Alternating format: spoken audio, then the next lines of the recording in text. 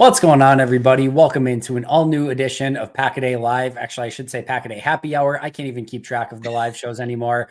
I am super excited, though, to be joined once again by the one and only Camille Davis. Of course, you can find her on Twitter or X at Camille Monet. You can find her on the Technical Foul podcast, Locked On Bucks, Carry the G and MPE on Cheesehead TV. Camille, welcome back to the show. How the heck have you been? Thank you. I'm super excited. The week is over. We made it to Friday. I'm thankful. You said it was happy hour. I mentioned before, got my red Solo cup here just for the aesthetic of happy hour today. So I'm super excited to be here. I love it. All I have is a prime drink. I'm battling a little bit of a cold, but we're getting through it. So excited to talk Packers. Obviously, like you said, it's Friday, holiday season upcoming. Had an interesting injury report today, which I want to go over. And of course, we're getting set for Packers and Panthers this weekend. Let's actually start with that injury report before we get to some Q&A. Obviously, a lot of huge names on this list.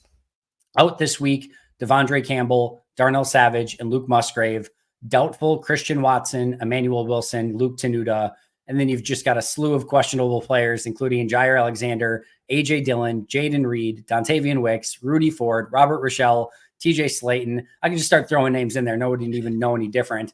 Jaden Reed did not practice on Friday, which is usually not what you want to see. You always want to see them practice on Friday. That's usually a good sign for their availability. Jaden's been tough, and he's battled through a variety of injuries already, but he did not practice on Friday. Matt said he was hopeful for Jair Alexander. That's an interesting terminology. He said he feels good about where A.J. Dillon is at, and maybe the only really good piece of news is that Aaron Jones had no injury designation whatsoever. But Camille, I will start with you. Your key takeaways from that laundry list of a Packers injury report. Yeah, the Packers injury report's looking like a Harry Potter novel again at this point in the season. To your point about Aaron Jones, that's positive news given the season that he's had so far. Battling injuries on and off, just off the field. And the Devondre Campbell is an interesting one after the tweets and everything so far this season. So it's interesting timing to see that, he's taking the time off for his body, because what this kind of seems to me is that he really was playing through something that was really hard on his body. And we saw as he came back from injury, he hasn't looked like the same Devondre Campbell that we've gotten used to seeing here in Green Bay. So, at this point in the season, we understand that these guys are playing for something. Playoffs are still on the table for them. So I would think at this point, if guys, aren't able to go, then they're not able to go. So it'll be curious to see. You would hope that they still have enough to take down the Panthers on Sunday, but that might be foolish optimism at this point, because the Packers have proven so far this season that they're most consistent at being inconsistent. Yeah, it's going to be really interesting. There's so many things about this injury report that kind of at least are noteworthy and worth talking about. You mentioned the Devondre Campbell one. Listen, they said they were going to use this time to get his body back right. He's clearly not playing this week. I'm curious, have we seen the last of Devondre in green and gold on the field? We'll see if maybe it just is a week and they get him back over the course of the next couple of weeks, or is this a thing where they've just decided internally of all right, you're going to get your body right the rest of the year, and he's gone after. I'm very intrigued if we see Devondre again, but obviously he's not going to be playing this week. Christian Watson is doubtful, is not super surprising. I think that's kind of waiting for the next week. The big one for me though is still Jair too. The interesting quote here from Matt is that he was hopeful about Jair Alexander. That adds a layer to this, because now if he doesn't play, all right, so he practiced again, you were hopeful that he was going to play, and then he doesn't play, that adds more just kind of drama to the stew. And if he does play, that's awesome. That's amazing. So it's just an interesting choice of words, and hopefully he can just play and they get their all-pro cornerback, and that would be amazing. But there's just so much interesting stuff around this team. And it feels like since day one with the Bakhtiari stuff, Christian Watson started the injury, on the injured list to start the year. You had, of course, Aaron go down in the very first game against Chicago, Aaron Jones, that is. It just feels like this team cannot get a clean bill of health, and just the drama surrounding the injuries, they can't put it behind them no matter what happens. It's so frustrating. It's felt like that for some time now with the Packers on the injury front. But the thing around Jair, I know we mentioned it a couple weeks ago when we talked, but it's just been really interesting watching the fan response to this injury news around him, given the fact that earlier in the season, you mentioned David Bakhtiari, and people jumped to a lot of conclusions about why he wasn't playing come week 2. To come to find out, the knee flared up, needs surgery. It's worse than they thought. He's out for this season. And with everything around Ja, it has just been sounding like, hey, we thought this shoulder injury wouldn't necessarily take as long to recover. And it's like Matt LaFleur mentioned, a miscalculation of the time. So if he can get back, it would be a great boom for this defense, as we mentioned, because something that I've been thinking about a lot with this defense is just like, who are the game changers on this side of the ball for the team? And Ja is one of the major ones that we have, and not having him on the field, of course, it just, I'm gonna say exposes the Packers defense, but we're not operating as best as we could if we had our all-pro cornerback out there on the field, of course. No, and of course it's not just as easy as him playing. He needs to play at that level that they need him to play at as too. And of course, it's not going to be easy when your shoulder's not cooperating either. Right. I will say this. I think when you have a Packers PR department and just overall structure that wants to keep everything in-house and keep everything hush-hush, it makes it really easy for all of these narratives just to start. And I understand to an extent why they do it. But I feel like sometimes if there was just a little bit more transparency, especially when you have injuries like the ones that are, and just the things that are going on with Jair and Devondre and David Bakhtiari, instead of, again, not saying anything and keeping it quiet and allowing anyone to kind of put those conspiracy theories or random thoughts into that space and just put it out there, I just feel like there's maybe a way that they could just maneuver around that a little bit better. And it almost puts the player, like Mike Wall talked about this week, of when Devondre says something like that, he's feeling he has to say it. And it's almost like the PR department is not doing him any favors and if he's not showing up on the injury report and things like that, well, if you're going out there and you're battling through injury and there's a human element to this, and you're thinking, he's probably going into that being like, man, I don't feel like myself, but I'm going to go out there, give it my all for this team. And I'm going to try to get us a win today. It doesn't perform well. I'm sure partly at least due to injury. And then he gets just thrown under the bus, of course, by everyone because of how poorly he plays.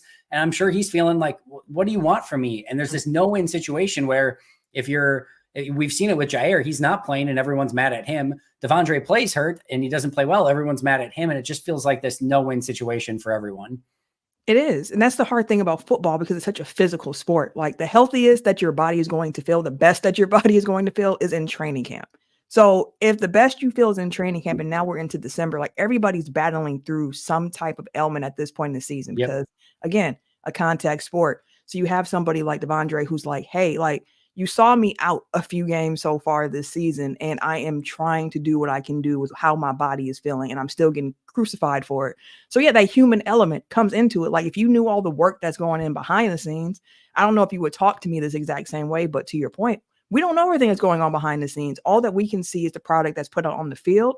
And a lot of people look at it as, if you are on the field, then you're good enough to go. So you're good enough to be critiqued. You're good enough for whatever comes your way based on your performance. So it's one of those things where it's tough. Like, there's definitely a human element that I hope people continue to keep in mind. But football is a performance. Like, it's based on the results here.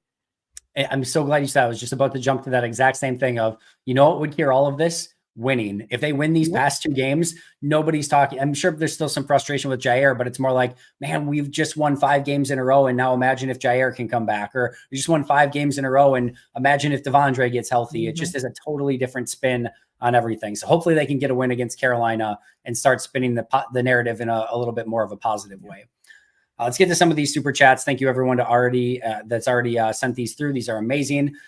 Ian, always appreciate you. What style of defense would you look for in a next coordinator? Seems the Fangio scheme has been figured out. Thanks, Andy, and happy holidays. Happy holidays to you as well, Ian. Camille, I definitely want your thoughts on this as well. Just really quick from me, what I really love seeing right now, well, I don't love seeing it because the Minnesota Vikings are doing it, but I love what the Brian Flores defense is doing. And I talked about this a little bit today. I had a chat with Arnaldo Espinoza, who is one of our Hall of Fame members. And I talked to him and he was kind of asking some of the same question. I think the unpredictability that Brian Flores has his defense play with, and you see a lot of 8 guys at the line and you don't know who's going to come from where. They might cover with 8, they might blitz 8, or anything in between. I'm not necessarily so concerned about, are they in a 3-3-5, or are they a 5-1-5, or are they in a 4-3, a 3-4, a nickel? Like, I'm less concerned about that. I'm less concerned about, do they want to be more of a cover 3, a cover 4, a man team? You have to be able to change things up in today's NFL. You can't have a one system approach to anything and expect it to succeed, because every offensive coordinator and every offense right now, most offenses know how to beat any system if you continue to throw it at them. So I think the era of, we're going to be the Seattle cover 3, the Tampa 2 defense, we're going to be the Fangio cover 4. I think the era of being a singular defense is just over. I think you have to be multiple. I think you have to be unpredictable. And that's what I want to see from the next defensive coordinator, is somebody who's just going to show a bunch of exotic stuff. And you know what? Sometimes it's not going to work out. That's okay. If you're having an attacking mentality and you're confusing people at the line of scrimmage, because what the thing that's beautiful about what Minnesota is doing is it makes everyone on offense think simultaneously. The wide receiver has to look at, all right, are they bringing pressure or not? Because I need to know if I need to do my hot route or if I actually go through with my route. The quarterback has to see what's going on. Are they blitzing? Are they dropping into coverage? Are they playing man? Are they playing zone? The offensive line doesn't know which players are blitzing, and they have to pick up everything. The tight end and running back have to say, all right, do I have to stay in and block and pick up something, or can I go out in my – and you've all of a sudden got 11 players on offense that not only are thinking, which is what you want them to be doing rather than just going out and playing freely, but now you have to have them all be on the same page. And sometimes one person might read something different and it just throws everything into flux and chaos. That's what I want to see from this defense. Don't care if it's how many linemen, how many linebackers, how many corners saved. Just be a bit more unpredictable, a bit more attacking, and confuse the hell out of opponents. That's a great way to explain it, because I share a lot of the same sentiments. And one thing in Ian's comment that's really interesting to me is about the Fangio scheme has been figured out. And there's still a handful of teams that are running this type of scheme or something close to it. We're going to see it on Sunday with the Panthers and how they do things there. But the only team that really comes to mind that's like doing it super well is like Miami. Like you think of the Rams teams, which is part of why Joe Barry got here, but like personnel, you got to think about that aspect of it as well. And what I want to see in the next defensive coordinator is being able to use what you have in front of you to the best of its ability. Make it make sense on the field for the scheme, for the personnel that you actually have. So like if you are a coordinator and you're thinking like it has to be done this particular way, but then you get into the building and you realize, hey, I'm actually like a draft or two away from getting enough guys in here to actually run this system properly, then make an adjustment to use what you have to the best of its ability. Like that's a piece of it for me. And you mentioned like just disguising the defenses during the game against the Buccaneers, where you're seeing like everything looked like we know what's about to happen. Nothing is exotic. Nothing looks different. You're not thinking too much about it. You know the look that you're getting ready to go against. So a little bit more of that in there. And then again, just somebody who can use what's in the building to the best of their abilities and not force, squares into round pegs. I love that answer. And that would be the first question. And thankfully, I'm never in this position to hire a coach or coordinator, but that'd be the first question I would ask is, do you have a system that we need to find the right players to fit your system? Or can we find just good football players and you say, we'll work with it? Because if it's just like a rigid system or, well, we've got to have this to succeed and this to succeed. No, I'm going to give you as much talent as you can, and you need to make a successful defensive system out of this. And like that, to me, you have to be malleable and you have to be willing to sort of budge on what you want to do. And if you're not, you're probably not going to get the best play out of your players. You're not going to put them in the best positions to succeed. And that goes for offense, defense, special teams. You have to work with what you're given. I don't think Green Bay's done necessarily a great job of that. And going back to your point too, yeah, it was great when that Fangio style system was working, where we saw Brandon Staley with the Rams. Yeah, you know what? A defense that has prime Aaron Donald and prime Jalen Ramsey is probably going to be pretty good almost no matter what they run because of those two players in and of themselves. So hard to put too much stock into that in and of itself. All right, Baby QB, thanks so much for being a member for a month. That is amazing. If you have yet to check out Pack a Day podcast memberships, make sure to do so. Brand new episode came out today for members only. Of course, we do our weekly chats as well. Praying the team pulls together this weekend. Have been reading the book When Pride Still Mattered. Wonder if any of the players have. I'm going to say probably not too many of them have actually read it, but they do a lot of stuff with the tradition stuff in Green Bay. So listen, these are professional football players. These guys all want to play. They all want to succeed. They all want to do well. They all want to get into the playoffs. They all want to get that extra playoff check. Like, these guys care. It matters to them. You could tell the vibe in just like the team when they were on that winning streak and coming off the game against Kansas City. Now, after a couple losses, it's not as great, and they got to find a way to get that back. But these guys care about it. I think they're going to go out and play well this week in Carolina, and hopefully they can get back in the win column. Excuse me. Any thoughts on that, Camille? Pretty much what you said. Like, you've heard Jordan Love's comments throughout the week where he's just kind of like, hey, listen, we don't have an option but to go out. We can't take anybody lightly at this point. Like, we've gotten embarrassed the last 2 weeks. We have to come out and perform. And that's the thing with this Packers team in this season as a whole, because going into it, I kept saying it's a developmental year. Before the season, I said, hey, If everything breaks right, I think the Packers could be a wild card team. And that was more so because I said the NFC just didn't look super strong to me. So I was like, they could sneak in there at the end. But my expectations for the team was just, hey, let's see if we have a quarterback in Jordan Love, and let's see what this team looks like. And I think we have an answer at quarterback. And it's a team now that after beating the Lions, after beating the Chiefs, they had to deal with adjusted expectations. And they had to come out and now play with adjusted expectations. And they didn't do well against the Giants. They didn't do well against the Buccaneers. And now they're at a point in their season where they have 3 games left. They're not fully in control of their destiny, but they know they need to win the next 3. Knowing that, you have to come out and play your best ball. To your point, these are guys who want that playoff check. They want to keep playing. They want to show the world like, hey, we are still a really good football team here in Green Bay, Wisconsin. So I definitely think that pride still matters for this team. They might not have read the book, but I think they still hold that near their heart, and they want to come out and they want to put on a good show. Well said. Jonas, thanks so much for joining from Germany. That's absolutely amazing, and really appreciate that. Mick, thank you so much as well. I think you've got a question coming up, but make sure when you do this, ask a question too, but that is super, super kind of you. Spiked Mocha, this is awesome. Happy holidays, Andy. I am on parental leave with my baby, and I'm grateful we start every day with your pod. Wide receiver room feels full, but is Christian Watson the guy? Dontavian Wicks, draft pick, Coleman played with Reed, no true wide receiver 1. First of all, Spike Mocha, congratulations on your side of things. That is beyond amazing, and thanks so much for starting your day with Pack-A-Day. As far as the wide receiver room, actually, I'll let you start with this one. It's interesting to think about because I've been calling this offense so far this season an equal opportunity offense, meaning like if you're open, the ball is probably coming your way. But it's been interesting seeing the start of the season, the little, the downward dip that they had, and then them winning those 2 big games and then them playing so well, even against the Chargers and whatnot. And looking at that, it's like, okay, well, Christian Watson was really starting to take off. And without him against the Giants, without him against the Buccaneers, and then not having Luke Musgrave as well, right? The Packers just didn't have anyone to really seem to stretch the field as vertically as they did when they had Watson in the game. And I think that's the element of his game that helps open up so much else for this offense. Now, I'm not sure because of that if I would say, like, yeah, Watson is the number 1 guy here. But the element that he brings to the offense is so needed. And that's another thing that's so interesting about this wide receiver room, because you have so many different guys with different skill sets that if you're missing one of them, it's kind of like, oh, well, we're missing this particular thing this week. So I'm not exactly sure if I would say Christian Watson is the number 1 guy, but I know he's a guy that the Packers need to have on the field because he helps their offense so much. And even missing Luke Musgrave and what he's able to do over the last few weeks might have been able to make up a little bit of that without Watson, but not having either of them, it was just really like glaring, like, okay, yeah, we're missing that vertical threat right now. I love the equal opportunity. And I just said this the other day of like, who's Jordan Love's favorite target?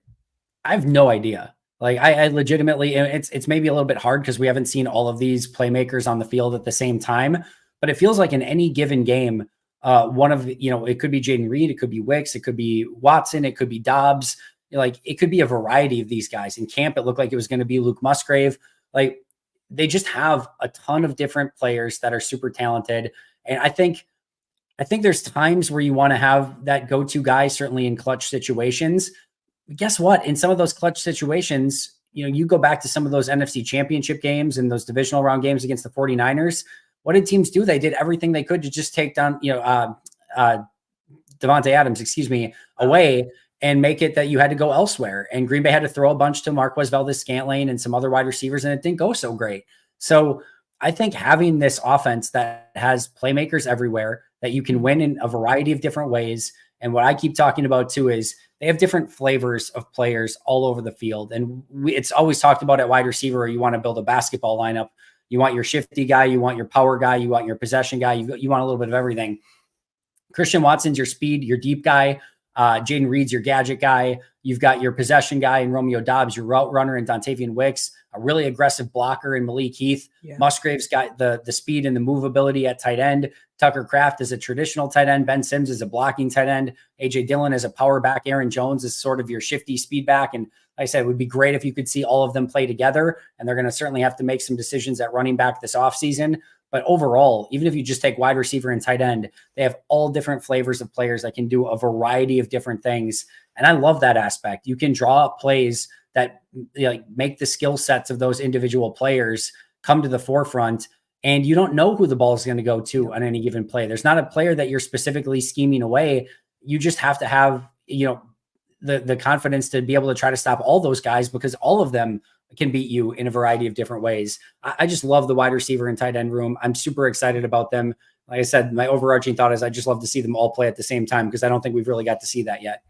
At least not at this, with the guys understanding where they need to be. Like, there was definitely that learning curve to start the season where guys are understanding what the playbook looks like on paper, and then actually in action against other defenses that are adjusting, making them not be able to run as clean of a route as they might be able to in practice. So there was that adjustment period for this offense as well. And you're seeing these skill guys really start to pick that up. And to your point, I'm also very excited about what this team might look like, what this room might look like in a year or two. And I saw Kenyon Drake tweet out the fact, like, hey, I'm barely 30 years old and I'm the oldest guy here. Like, this offense is going to be dangerous for some time to come. And it's like, that's the energy I like to hear, especially coming into this season, because my preseason thoughts was that the offense was a bigger question mark than the defense. And now the offense is the more sturdy part of this Packers team than the defense is. So very much, pleased to see the growth that they've had. And I'm super excited to see how it continues. Yeah, me too. I think they've got the pieces that they need at wide receiver and tight end. They just need to continue to develop and, like I said, get healthy and play together. All right, the Mix 7. Thanks so much again. Al Harris, next defensive coordinator. Here's the thing. I'm very intrigued by Al Harris. He just get, like, I forget who said it was like a Sunday Night Football game or something that I was listening to, and they were like, Al doesn't even focus on like the scheme or like anything like that. He's focused on how to read specific players and break them down and how to me, he is a phenomenal defensive backs coach. How he would do at coordinator, I have no idea. And I think that's one of those things that you could only vet by bringing him in for an interview. I would be disappointed if they do go with a new defensive coordinator, if they didn't interview Al Harris. I feel like he's somebody that you at least want to bring in and talk to. But I do think there would have to be a decent amount of vetting out of, like, what type of scheme does he want to run? He hasn't called plays in the past. Like, that would be a significant jump for him. Now, if he can bring a mentality and an attacking style of play and just a different set of ideas and a different vision for the defense, maybe that's more what this team needs. Everyone's running the same standard group of plays. It's not like some random team is like, we figured out this one play on defense that nobody else can do. No, it's a lot of your talent and it's a lot of mentality. So maybe he can bring that mentality side of things to the table. And maybe you hire a really smart assistant defensive coach that has that play calling experience and has that, the different scheme stuff. Like, maybe you could pair him with somebody and maybe that would work. But I think to just say, like, yeah, he'd make a great defensive coordinator, that would be something that would have to be vetted out, I think, a little bit more in an interview and getting to know him better. But like I said, I think at minimum, he should be interviewed for the spot.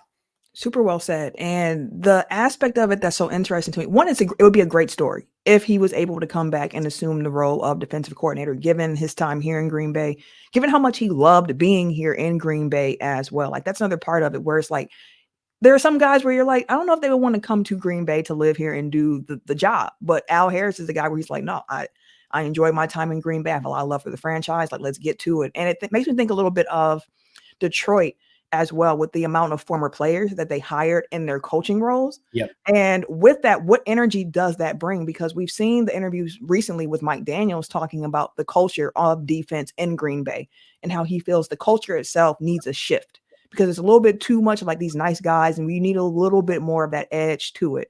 And if Al Harris is somebody who could bring that out, to your point, that is something that would be really interesting to see. But I do have questions around if he's able to do the scheme because of what his role is right now. Like, we're not sure if he'll be able to take on all the responsibilities of a DC.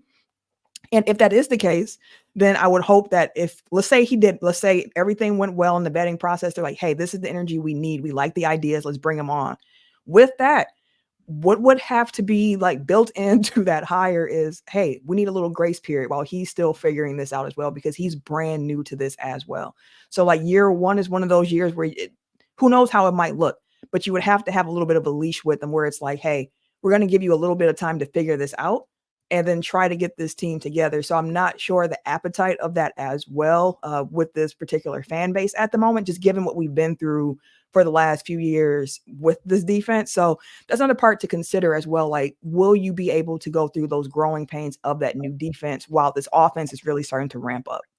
Yeah, and I think that's going to be the question that Matt has to answer first, because anytime you implement an entirely new system, if that's the direction they go in, that's going to take a little bit of time. Even we obviously saw Brian Flores' defense take off probably 5-6 weeks into the season, maybe it was a little bit more than that. And they obviously got to this point where they're playing tremendous football, but there were some hiccups even at the beginning of the year for Minnesota. And that was obviously one that went tremendously well. You can't always expect that. There can be some early hiccups when you implement a new defense. The first question that Matt's going to have to answer is, does he want a similar system? Because he's said in the past that he likes the style of system. If so, I would expect him to go with maybe more of like a Brandon Staley, somebody like that. I know. Of Evero from Carolina. I would expect somebody like that in place if they just want to keep that same system in place. That's not what I'm hoping for. That's not what I want. But those would probably be more logical if that's what they want to do. If they don't, if they want to tear it down and do something completely different, which is the direction I think they should go in, then you start looking at some of those names, maybe even like an Al Harris that could potentially be a bit more of a fit there. One name I don't think is going to be a fit, Alberto. No, I do not see Bill Belichick as a possibility to come to Green Bay as defensive coordinator. But yes, happy holidays to you as well. That would be sort of a match made in heaven. Matt LaFleur on offense, Bill Belichick on defense. If Bill Belichick takes a defensive coordinator job in Green Bay, Wisconsin to finish up his career, I don't know. What are those like Taki chips that are like a billion flame thing? And you can't, Yes. we'll do the Taki challenge live on tape if Bill Belichick becomes defensive coordinator, but fun to dream about. Vex, good to see you. How can the Packers improve on their special teams? Mm. Oh, Camille, you got any great ideas that you can send Rich Bisaccia's way? That's the interesting thing, because it makes me think about this defensive coordinator switch as well. Like, we brought Bisaccia in to change over the special teams unit, get them operating better. And then we heard, even when he got hired, Matt LaFleur is like, I've never learned so much about special teams as I have now when I'm sitting in on these meetings now with this new coaching staff. So listen, it's still not working at this point. Is it a talent thing? Is it who they have out on the field? Is it coaching? Like, what exactly is it? Because with special teams, it's really just doing your assignment and trying to do it well. And it still just hasn't just quite earled right. Like, it just hasn't come together right. Like, it's better than what it was, but that's because the bar was on the floor for what this special teams unit could look like. Yep. So outside of just getting additional guys who have the juice for special teams, which is something that Bisaccia was going out to do, it's not necessary. I don't really have any offers to say like, hey, if you do this, it'll be better. And that's what kind of gives me pause as well about the defensive coordinator piece of it, where it's like, hey, just because we switch guys does not mean that everything's going to be fixed immediately, because you have to also use the guys who you have on your team at that moment before other roster changes happen to get more guys in who fit your scheme or fit your style. So I don't know. That's a good question. It's a very good question. The Packers special teams have made the huge upgrade of no longer being catastrophic. That is at least an upgrade over the past 2 seasons under Rich Bisaccia. Literally, the team that lost the game against San Francisco in the divisional round was the worst special teams I think I've seen on any team ever, and it literally lost them a playoff game in an all-in season. They've gone from that, the worst I've ever seen, to just not great. And it's like 30th in DVOA. It's right around where the defense is as well. And I gave a ton of accident forgiveness to Rich Bisaccia in year 1, because to go from this systemic, awful special teams for really like decades and one of the worst special teams I've ever seen to taking it over the next year and just not being atrocious, to me was a significant step in and of itself. What I wanted to see this year was, all right, can you now take this 28th, 29th rated special teams that's no longer catastrophic, and can you move it up to like 20th? Can we get to 20th? Can we get to maybe like 16th someday, where it's just average, where I don't have to worry about it, I don't have to think about it? And unfortunately, especially as Keyshawn Nixon hasn't had the impact like he had a season ago, we haven't seen that special teams play that way. There've been far too many penalties, far too many drives that have started in, behind the 20-yard line. They just need to be better overall. And I know that they're working with a first-time punter, a rookie kicker, a long snapper, punter, and kicker who have worked together for the first time. Some of their coverage units have got sort of nuked by the fact that Rudy Ford and Keyshawn Nixon have had to play defense. Some of their other core special teamers, Jonathan Owens has had to play defense, and they've Isaiah McDuffie. They've had to fill in a lot of those spots, which leaves less time for those guys to play teams. But overall, based on what they gave, like they gave Rich Bisaccia the highest paid special teams coordinator deal in the league. They hired 2 of his assistants. They bring in Keyshawn Nixon, Rudy Ford, some other guys that were, Dallin Levitt at the time. Zane Anderson is a special team. Like there's plenty of special teams only guys on this roster. Like Christian Welch and Zane Anderson are two guys that are on this team to play special teams. It's not like Christian Welch is on this team because they think he's going to develop into a starting linebacker in 3 seasons. He's here because they think he can be a really good special teamer. So there's still too many ingredients that they've put into this that I'm willing to just give it a pass at this point. I would like to see over these next 3 weeks improvement on teams and just something that it looks like it's trending in the right direction. Yeah, absolutely. Absolutely. All right. 3 more super chats. You guys are absolutely the best. Donovan, Merry Christmas, fellow Cheeseheads. As long as we beat the Bears, I'm okay with this year with Love, that and a new defensive coordinator after the game. I don't know if you saw, I forget who it was. It might've been Fansided or someone. They posted the poll. It may have actually been Acme Packing. I can't remember, but they posted the poll of, would you rather have 3 wins and like Joe Barry as your defensive coordinator, or 3 losses and Joe Barry gone? And it was 90% answered 3 losses and Joe Barry gone. Excuse me. Like this fan base is about fed up. And I do feel, I know I'm sure a lot of people saw Joe in the press conference this week and like, listen, this is a business, and you get into the business in just about every aspect to eventually get fired. There are like you can almost count on a handful of people, coaches, players, etc., that got to go out on their own terms in some capacity. It's the unfortunate side of things. I do feel for him and his family during this time, because I think they can see the writing on the wall, which sucks. But there's a lot of, I guess, hope, for lack of a better word, in Packerland for a change at the defensive coordinator position sooner rather than later. And I completely understand why. Like what's been put out on tape, what we've been seeing, the results, it's not good enough. That's as simple as you can say. It just has been good enough. And I also saw, I believe it was DJ Moore of the Chicago Bears mentioning last week, like, hey, we're ready for Green Bay. And then not looking too far ahead, but just so you know, we want Green Bay. We feel like we can get them this time around. And I laughed when I saw that report initially, because I'm like, y'all worry about who you have this week. Why are we thinking this far ahead? But as fans, like, we can definitely take that look ahead. And with how this season's been going, with, again, the Packers being consistently inconsistent so far, who knows what we get over the next 2 weeks before we have our regular season, final game against the Bears in Lambeau. And as a Packers fan, like, Bears Packers is it. That's the one for us. So, like, you want to have that pride. You definitely want to take care of that. And the Bears defense has looked pretty good since they got Sweat. So it's not going to be a cakewalk. Like, this is not one of those things where it's like, hey, we beat you guys so bad in week 1. Like, it's going to be the exact same thing in week 18. Like, there's no guarantee of that at all, because this Bears defense has been playing well. If we're 1A of everything on the to-do list this season was evaluating Jordan Love and seeing if he can be the guy. And he's answered so many of those questions already.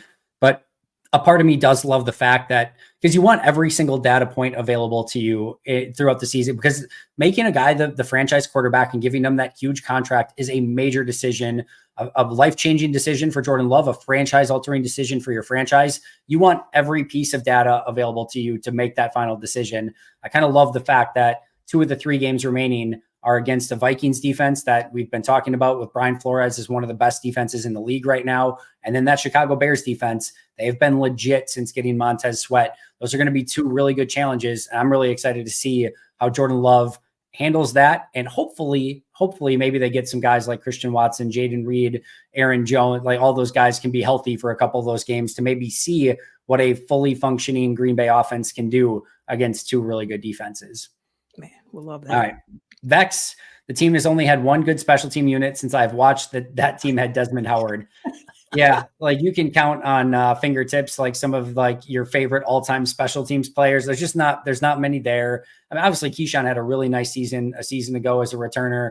That Desmond Howard, Craig Hentrick unit, like it's been a while. It's been a long time since this team has had good special teams. Like I said, it's been like 3 decades of bad special teams play, and that's hard to change a culture overnight. And that's why in year 1, I was willing to give Rich Bisaccia some time, but now end of year 2, I'm left wanting with a little bit more. And I think that's fair again. So that makes a lot of sense. And to the point about Desmond Howard, I would agree with that. Like yes, Desmond Howard's the one. Big time. He was so fun to watch. Micah Hyde. Yeah, Micah Hyde was a great one as well, per Joel there. All right. Honora J, if you could pick one player from the past that could return and play present day, who would it be? Actually extend that to coach or player. I got to think about how this team is set up for a second. My gut reaction was Charles Woodson. Like, this Yeah. defense needs playmakers on the defensive backfield. Like, they can get pressure, like Kenny Clark, Rashawn Gary, Preston Smith, LVN, Devontae Wyatt. Like, it's not like amazing, but they can get some pressure. If you add a Charles Woodson into the secondary, you hopefully get Ja back playing the way that he is. And like, I don't think people quite recognize what Charles was able to do in that slot position. He was literally like a edge defender, like slot corner, shut down slot corner, safety if you needed him to be, off ball linebacker, all rolled into one player. He like changed, like you could play base defense basically, or excuse me, you could play nickel defense with him in the nickel in the slot. And it was like you were in a 3-4 because he was like, it was like playing in Charles Woodson were off the edge. Like, it was a cheat code beyond cheat code. So not only is my gut reaction, I'm going to stick with it. I'm going to say Charles Woodson. Yeah, my first thought went to the defensive side of the ball because something I've been thinking about is like, who was the last game changer the Packers have had on defense? Just a guy where you're like, wow, like we need the defense to come through and we have this guy on our side. I know something can shake. Charles Woodson was the name that I was thinking about a lot as well, like Clay Matthews. And that time kind of overlaps a bit as well, which we got a ring out of that. So that makes some sense. So Charles Woodson's absolutely a great answer. I saw Amon Green in the comments as well. Just thinking about that running back, like if we're going to go full bore offense, like let's go full bore offense with this team. It reminds me of like the Milwaukee Bucks, where now people are like, hey, defense ain't our thing. So let's just go all out on offense. And if that's how you're looking at it, I can definitely get Amon Green, a great running back. But I think I would actually go along that Charles Woodson, maybe even like a Nick Collins type of, like, actually, let me go ahead and go like Nick Collins. Like before injury, like if we are doing Bizarro World, just give me a fully healthy Nick Collins on this team. That's another one where he just does not get the credit. And partially, of course, because he had the early injury, which cut his career short. The second is, if that dude did not have stone hands, that guy would have ended with like 1 million interceptions every single season. And he still ended up with a decent amount, but that guy had like 2 plays per game that I felt like he got his hands on. And it was just like, dude, just hold on to the ball. And you're like a first ballot Hall of Famer all day, every day. I think he still was heading almost in that direction. He was so freaking good. His ability to fly all over the field, cover sideline to sideline. He was an aggressive hitter. He was just an absolute stud. Reggie White's another great one that you would have to consider as well. There's so many, and we've been blessed, obviously, in Green Bay for a long time, but a lot of good names that could potentially be on that list. All right, what else do we want to talk about here?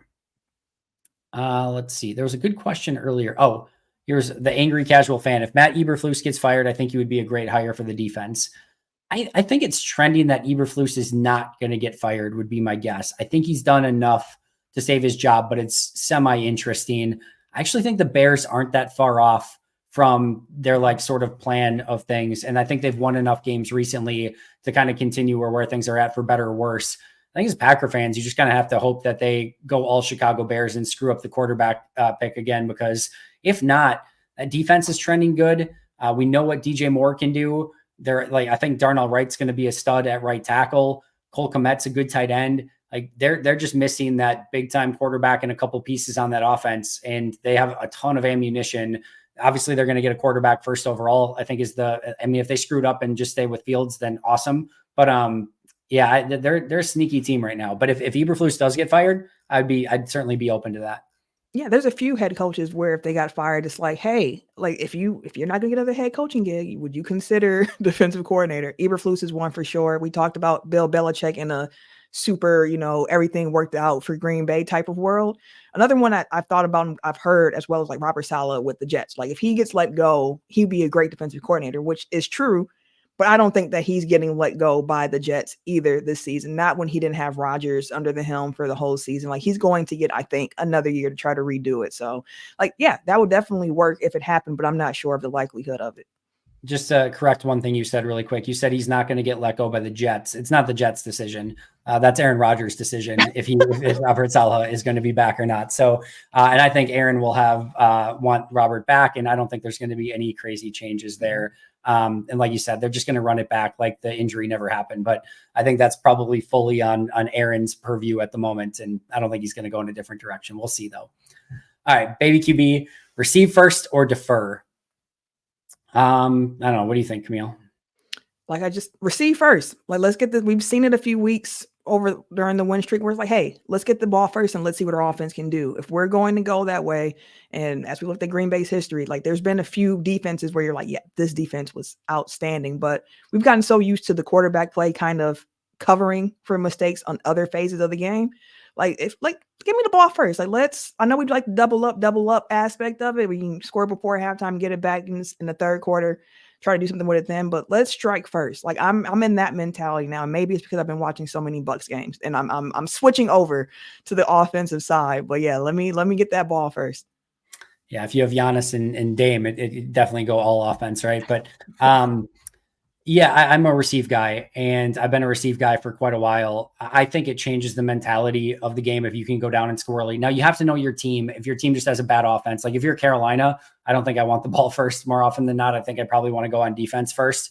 But assuming you've got an even competent offense, if you can go down and you score a touchdown right away, and hopefully you're putting your best foot forward right away. You've schemed up these plays. Like if you're a good coach and you've got a good offense, you've hopefully picked up a handful of things on tape that you can exploit. I think I would use like some of my best shots right away on that first opening drive to go down and get a touchdown, because I just feel like the mindset changes for the offense. Like the opposing offense now gets the ball and is like, man, if we don't score here, we're going to have to punt back. They're already up 7-0 and we're in danger of going down double digits. So they start maybe throwing a little bit more and maybe getting a little on tilt. And I think for the defense, it's like, man, they just went right down the field and scored on us. And that it changes the psychology of the game. I think if you score first and get the ball first, now if you get the ball and you have to punt right away, it counterfeits it. But I like getting the ball first and trying to get that early score. I was wondering, Air Jordan, or sorry, it wasn't Air Jordan. It was Rick Harris, I think, kept saying Dennis Erickson. I'm like, I don't think that's the right name that you're thinking of there. But yes, Dennis Allen is one that I would be keeping an eye on in New Orleans as well if he does not come back as head coach. All right, what else do we want to do here? I know, Joseph, you've asked this a couple of times. Would Joe Witt Jr. be a decent defensive coordinator candidate? Cannot recall the exact circumstance that he left the Packers under. For me, that would be a little bit underwhelming, honestly. I know he's got a lot of respect from a lot of people in the industry. I think he's a really good defensive backs coach, but I would probably want somebody that is either a little bit new and fresh or maybe a little bit more established. I think you're kind of getting in the middle ground there with Joe Witt Jr. If you want to interview him and if he just crushes it, it's fine. So be it. I wouldn't be opposed to that, but I think there's probably stronger candidates that would be out there, at least on the top of my list. Yeah, cast your net far and wide if you want to. Like, hear as many different opinions and different probabilities people have of what they would do with this defense. Like, hear them out. But like you said, I wouldn't be excited if I saw, oh yeah, it's Joe Witt Jr. I'd be like, okay, he must have had a phenomenal interview process and really said, whatever he's proposing must, fit what the Packers want. But it doesn't get me excited to think about him coming in and taking over. Like, Dennis Allen would be far more exciting than a Joe Witt Jr. This is the most important hire of Matt's tenure in Green Bay. I don't think there's any question about it whatsoever. Like, this is not one that you can miss. This is not one that you can gamble on. You have to hit this one, and they need to come out of this with a really good defensive coordinator, a really good defensive mind, and somebody that can lead a top 10 defense at some point. If they screw this up and they go from fire Capers to fire Pettin to fire Barry to fire whomever is next in a short, they just have to find a time, because Matt, I mean, honestly, has not done, overall great on his coordinator hires so far. And it's just kind of been the case. So I think this is his most important hire. And I think this has to be somebody that, for lack of a better term, galvanizes the fan base, the defense, the players, the rest of the coaches, the organization. Like, there needs to be some excitement when this hire gets done. And to me, like, Joe Witt Jr. just is not that level of exciting or galvanizing for me. I think they could go maybe in a different direction. Yeah. I'm going to say a big no to Mike Singletary, Bryce Ripley. big no. All right, let's talk about Jim Leonhard for a second. And then we probably got to get out of here. But Jim Leonhard is the name that pops up for potential defensive coordinator options. My understanding is he is a disciple of Mike Pettin's system. If we hire him, would we be running the old Pettin system? There's influences that Jim has from a variety of different, systems that he's played under, that he's coached under, and that he's coached with, like, meaning what he did in Wisconsin. I do not think that this would just be a Mike Pettin system in any way, shape, or form. I also think of, like, the Mike Pettin way of doing things, especially go back to that first year that Pettin did things and the way that he did exotic blitzes and things like that. There's things that I really liked from that system. I just think Mike got away from that a little bit too much, especially when Matt took over in the first year of those guys together. So I think that there is things that I really like about Jim. I think he did phenomenal at Wisconsin. I do think he would be a great candidate to interview once again.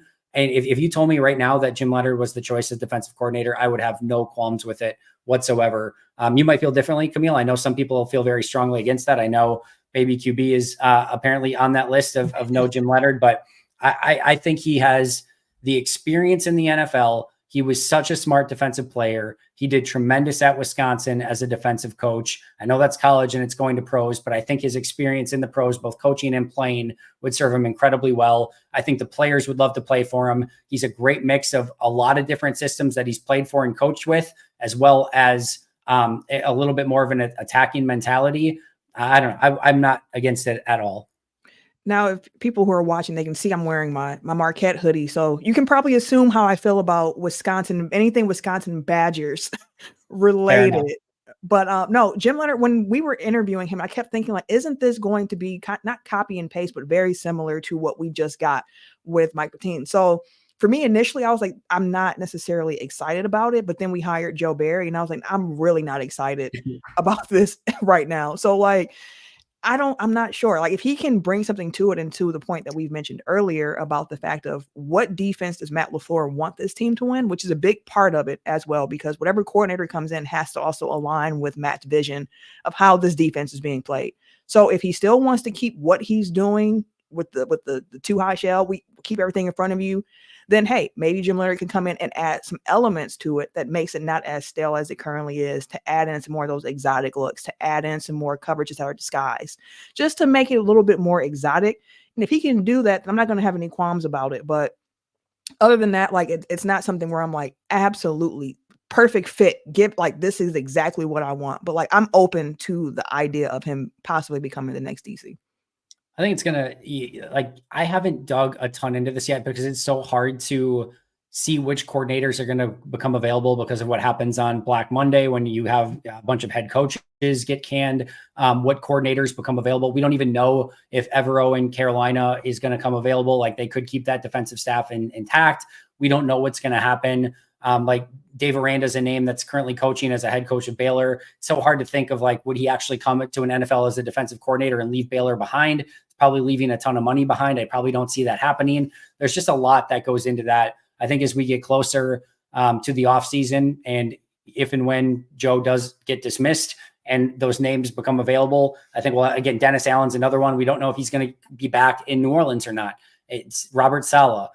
We can just go on and on of, like, some of these names are fun names to think about, but they might not remotely be available for Green Bay. So I think we'll get into a lot more of that as kind of time goes on over the course of the next month, after what happens with Joe Barry and what happens with the rest of the NFL. I think one of the big things, if Green Bay doesn't make the playoffs, they will be in a position that's on equal footing with everyone else. It's not like when they let Pettin go in 2020, they were in a position where, like, all the other teams that had, like, hired coaches and coordinators had already gone through, and Green Bay was kind of at, like, the bottom of the list of, like, all right, who's left at this point? And then they had Leonhard, Evero, and Barry, and they offer Leonhard. He says no. And now it's like, not only are you at the bottom of the list already, now your top candidate at the bottom of the list said no. And it's just, you end up settling, and Green Bay cannot be in a situation this time where they settle.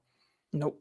Can't. We've seen it for too long. Like, I saw a comment that just said Capers after 2011 equals Pettine equals Barry. And it's like, Packer fans want something different. We've seen the same thing for about 10, like, it's been a while now. Like, let's change it up a little bit if we can, please. Please, please, please. Camille, amazing stuff. Thank you so much for joining me on this happy hour. Where can we find all of your incredible work? Absolutely. So once a week, Technical Foul Podcast, TECKNICAL. It's a weekly podcast we record every Tuesday on our YouTube page, release the episode every Wednesday. We cover NFL, NBA, and pro wrestling for all the wrestling fans out there. 4-person booth, really fun show. You can also find me Monday through Friday on Locked On Bucks, covering all things Milwaukee Bucks, as well as Cheesehead TV's Carry the G and MKE, generally every Tuesday or Monday on the Cheesehead TV network. Camille is a rising star. Make sure to give her a follow. And of course, you can find her again on Twitter at Camille Monet. You can find me at Andy Herman NFL. You can find the podcast at Pack-A-Day Podcasts. That's going to do it for us. Enjoy your weekend, everyone. But until next time, and as always, go Pack Go.